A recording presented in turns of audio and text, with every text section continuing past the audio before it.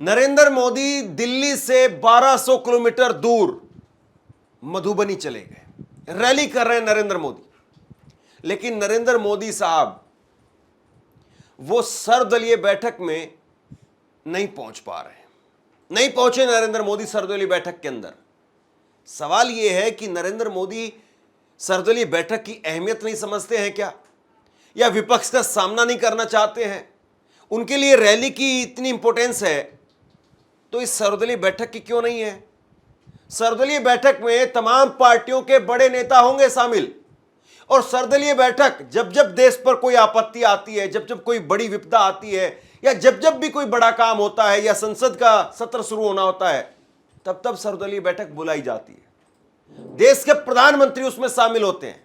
देश के प्रधानमंत्री शामिल होकर के बताते हैं कि हमारा ये एजेंडा है, भारत सरकार का ये इसमें स्टैंड है और भारत सरकार इसमें ये करने जा रही है। अब जब सर्वदलीय बैठक होनी है तो सर्वदलीय बैठक में आप क्यों नहीं है? और ये कोई पहली बार भी नहीं है। जब जब बड़ी मुसीबत आई और बड़ी मुसीबत के समय पर सर्वदलीय बैठक रखी गई तो सर्वदलीय बैठक से प्रधानमंत्री गायब मिले। अब बताइए, इसको आप क्या कहेंगे? ये लोकतंत्र का सम्मान है क्या? लोकतंत्र का मतलब यह है कि आप अगर कोई भी बड़ा काम कर रहे हैं या कोई भी बड़ी घटना हुई है तो उसके बारे में सरकारी तौर पर आपके पास में क्या जानकारी है, वो जानकारी आप विपक्ष के साथ में साझा करते हैं। अभी जब बताया जा रहा है कि भाई वहां पर 22 अप्रैल को 2:45 पर हमला हुआ और कहा जा रहा है कि उसके बाद में सुरक्षा के जवान पहुंचे, तो कम से कम कब हमला हुआ, एग्जैक्ट सरकार के पास में क्या लोकेशन है, सरकार के पास में क्या समय है, और सरकार बताए, विपक्ष को तो कम से कम बताए। आप टीवी पर आकर के हमें नहीं बताना चाहते, प्रेस कॉन्फ्रेंस नहीं करना चाहते हैं। हो सकता है कि आप कहें कि भाई खुफिया या जो सुरक्षा व्यवस्था है उस हिसाब से ये चीजें ठीक नहीं है, लेकिन जो हमला हुआ उसके कितनी देर बाद में आपकी सुरक्षा व्यवस्था के लोग पहुंचे वहां पर? आपने क्या एक्शन अभी तक लिया है, क्या एक्शन ले सकते हैं? और जब जब कोई बड़ा हमला होता है, जब जब कोई बड़ी घटना होती है तो विपक्ष को विश्वास में लिया जाता है। और जिस वक्त में ये घटना हुई थी उसी वक्त में कांग्रेस की तरफ से स्टैंड साफ कर दिया गया था। सोनिया गांधी ने बाकायदा, ये देखिए, आप चिट्ठी लिखी थी। सोनिया गांधी ने चिट्ठी लिख करके कहा था कि हम सरकार के साथ हैं। राहुल गांधी ने यही बात कही। राहुल गांधी ने बाकायदा ट्वीट किया और ट्वीट करके कहा कि मैंने गृह मंत्री से बात की है, बाकी नेताओं से बात की है, अपडेट लिया है। तो जब विपक्ष आपसे अपडेट ले रहा है, विपक्ष आपके साथ में खड़ा है, तो प्रधानमंत्री क्यों नहीं खड़े हैं साथ में?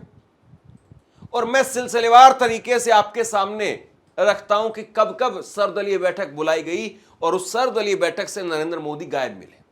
जरा देखिए आपकी स्क्रीन पर, पीएम मोदी के सर्वदलीय बैठक में नहीं पहुंचे जब पुलवामा का हमला हुआ था। उस वक्त में भी पुलवामा का हमला हुआ 2019 में, सब जानते हैं। उस हमले को तो कोई कैसे ही भूल सकता है। बहुत दर्दनाक भी था, और राजनीतिक तौर पर उस हमले का किस तरीके से किसने कितना मुनाफा उठाया ये भी हम सब जानते हैं। तो पुलवामा हमला 2019 में होता है। उसके बाद में, पुलवामा हमले के बाद में पीएम मोदी सर्वदलीय बैठक में नहीं पहुंचे थे, और उस वक्त में शरद पवार ने नाराजगी जताई थी और कहा था कि पीएम मोदी विपक्ष की आलोचना में व्यस्त थे। मतलब विपक्ष को कोसने का काम करते रहे, लेकिन जहां पर विपक्ष को जानकारी देनी थी, बताना था, बोलना था, वहां पर आप गए नहीं। इसके बाद में संसद सत्र से पहले 2021 में, नवंबर 2021 में सर्वदलीय बैठक बुलाई गई। पीएम मोदी यहां पर भी नदारद थे। विपक्ष बोला कि एमएसपी और कृषि कानूनों पर बहस से बच रहे हैं पीएम मोदी। उस वक्त में कृषि कानून, आप याद करिए, जो किसान कह रहे थे 3 काले कानून लेकर के आए, मोदी जी नहीं आए। मणिपुर हिंसा 2023 में मणिपुर संकट को लेकर के बैठक बुलाई गई, लेकिन पीएम मोदी इसमें शामिल नहीं हुए। और राहुल गांधी ने उस वक्त में कहा था कि क्या मणिपुर पीएम मोदी के लिए अहम नहीं है?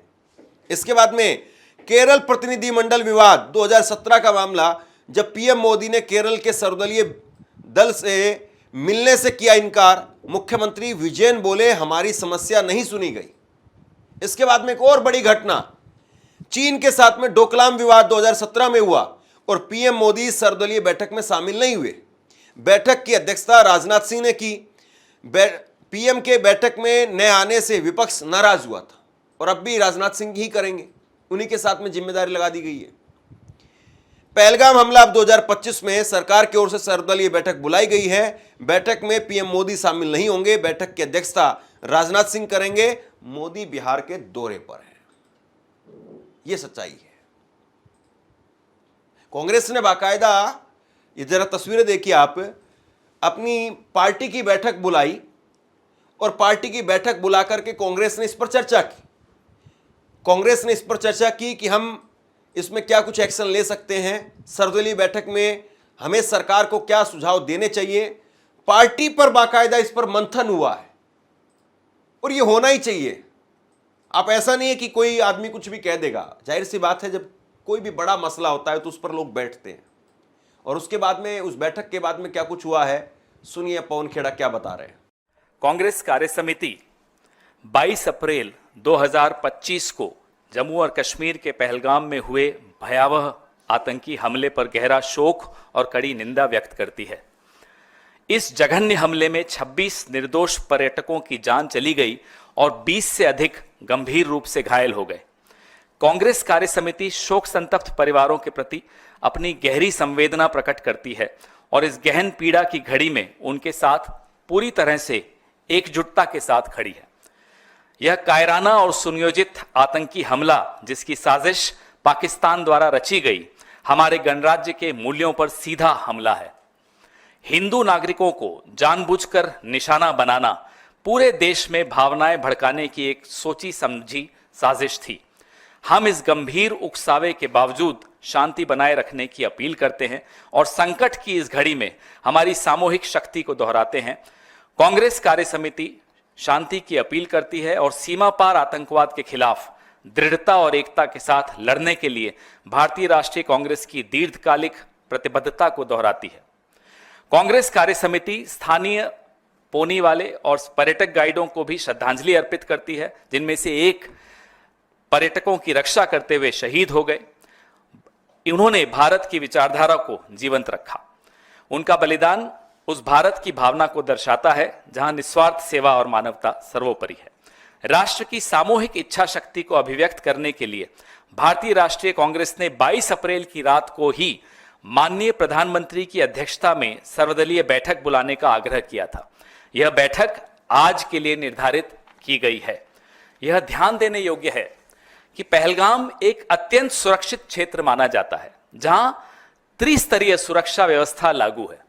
ऐसे में यह अत्यावश्यक है कि इस केंद्र शासित प्रदेश, जो सीधे सीधे केंद्रीय गृह मंत्रालय के अधीन आता है, में इस प्रकार के हमले को अंजाम देने में हुई खुफिया विफलताओं और सुरक्षा चूकों की व्यापक और गहन जांच की जाए। इन सवालों को व्यापक जनहित में उठाना आवश्यक है। यही एकमात्र मार्ग है जिससे पीड़ित परिवारों के साथ न्याय होते हुए देखा जा सकता है। कांग्रेस कार्य समिति यह भी नोट करती है कि अमरनाथ यात्रा शीघ्र ही प्रारंभ होने वाली है। देश भर से लाखों श्रद्धालु इस वार्षिक यात्रा में भाग लेते हैं। उनकी सुरक्षा को राष्ट्रीय प्राथमिकता के रूप में देखा जाना चाहिए। इसके लिए ठोस, पारदर्शी और सक्रिय सुरक्षा उपाय तुरंत लागू किए जाने चाहिए।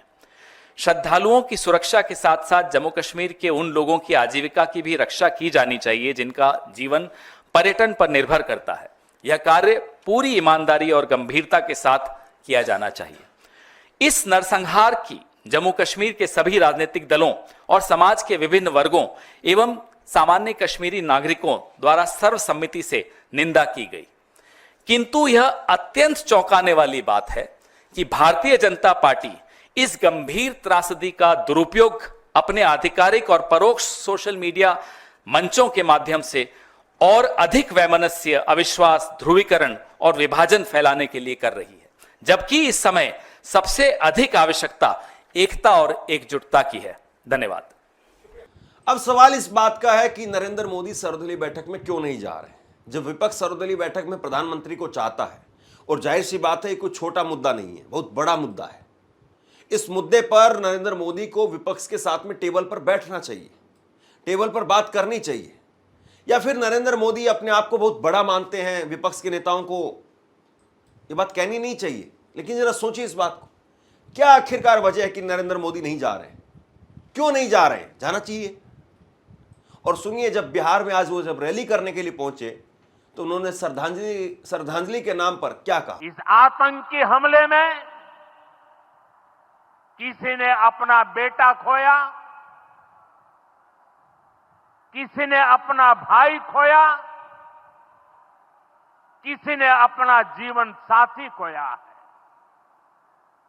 उनमें से कोई बांग्ला बोलता था, कोई कन्नड़ा बोलता था, कोई मराठी था, कोई ओडिया था, कोई गुजराती था, कोई यहां बिहार का लाल था। आज उन सभी की मृत्यु पर करगिल से कन्याकुमारी तक हमारा दुख एक जैसा है, हमारा आक्रोश एक जैसा है। ये हमला सिर्फ निहत्थे पर्यटकों पर नहीं हुआ है, देश के दुश्मनों ने भारत की आत्मा पर हमला करने का दुस्साहस किया है। मैं बहुत स्पष्ट शब्दों में कहना चाहता हूं, जिन्होंने ये हमला किया है, उन आतंकियों को और इस हमले की साजिश रचने वालों को उनकी कल्पना से भी बड़ी सजा मिलेगी, सजा मिलकर के रहेगी। अब सोचिए कि प्रधानमंत्री रैली में जा सकते हैं, रैली में जाकर के दहाड़ सकते हैं, वहां पर हिंदी में भी बोलते हैं, अंग्रेजी में भी बोलते हैं, टेलीप्रॉम्प्टर देख करके बोले वो अलग बात, लेकिन सर्वदलीय बैठक में जाकर के नहीं बोल रहे। सर्वदलीय बैठक में आप पेपर पेन लेकर के बैठिए और पेपर पेन लेकर के ही बैठा जाता है। जाहिर सी बात है, वहां पर कोई आदमी अपने मन से नहीं बोलता है। जो इनपुट होते हैं उसके आधार पर रिपोर्ट तैयार की जाती है। उसके बाद में प्रधानमंत्री का इस पर क्या सोच है, क्या विचार है, क्या एंगल है, वो एड ऑन होता है, जोड़ा जाता है उस चीजों को, और एक रिपोर्ट तैयार होती है। उस रिपोर्ट को रखा जाता है, वहां पर बताया जाता है, वहां पर जो भी विपक्ष के सांसद होते हैं उनको ब्रीफ किया जाता है, विश्वास में लिया जाता है। और सोचिए जरा इस बात को कि आज डॉक्टर साहब मनमोहन सिंह अगर प्रधानमंत्री होते या राहुल गांधी प्रधानमंत्री होते और राहुल गांधी बैठक में ना जाएं, क्या कहा जाता कि ये तो पाकिस्तान के ही हमदर्द हैं, इसलिए पाकिस्तान को वहां पर क्या जवाब देना है, किस तरीके से जवाब देना है, इस बैठक में ही नहीं आ रहे हैं। या ये कहा जाता कि डरपोक निकले, आईटी सेल चलाती इस तरह से, डर करके भाग गए मोदी से राहुल गांधी, ये बात कही जाती। तो कुल मिलाकर के इस वक्त में जो सर्वदलीय बैठक हो रही है, और उस सर्वदलीय बैठक से कम कुछ तथ्य, कुछ चीजें साफ हो पाती, उसमें प्रधानमंत्री नहीं है। एक तरफ आप जो है वो इतना जबरदस्त तरीके से माहौल बनाते हैं, एक तरफ जो है वो प्रधानमंत्री दिखाने की कोशिश करते हैं कि नहीं, मुझे बहुत दुख है, मुझे बहुत पीड़ा है। होगी भी शायद उनको दुख और पीड़ा, हर भारतीय को है, प्रधानमंत्री को भी जाहिर तौर पर होगी, हम ये मानते हैं। लेकिन सर्वदलीय बैठक में जाकर के आप अपने विचार क्यों नहीं रख रहे हैं? और दूसरी बड़ी बात, सबसे बड़ी बात इस वक्त में यही है कि जब एक एक मिनट कीमती है और देशवासी टकटकी लगा करके टीवी पर, मोबाइल पर बैठा हुआ है कि शायद सरकार अब बड़ा स्टेप लेगी, अब बड़ा स्टेप लेगी, या कम से कम सरकार की तरफ से कुछ क्लैरिटी आएगी, कुछ दिखाई नहीं दे रहा है। आप बताइए कि क्या वाकई प्रधानमंत्री का सर्वदलीय बैठक में जाना या नहीं जाना, इनमें से दोनों चीजों में से कौन सी चीज उचित होती? जाना अच्छा होता या नहीं जाना, नजरअंदाज करना अच्छा है? नीचे कमेंट बॉक्स में अपनी राय लिख करके जरूर बताइए। इस वीडियो को शेयर कीजिए और इसी तरह की तमाम खबरों के लिए ऑनलाइन न्यूज़ इंडिया को सब्सक्राइब कीजिए। धन्यवाद।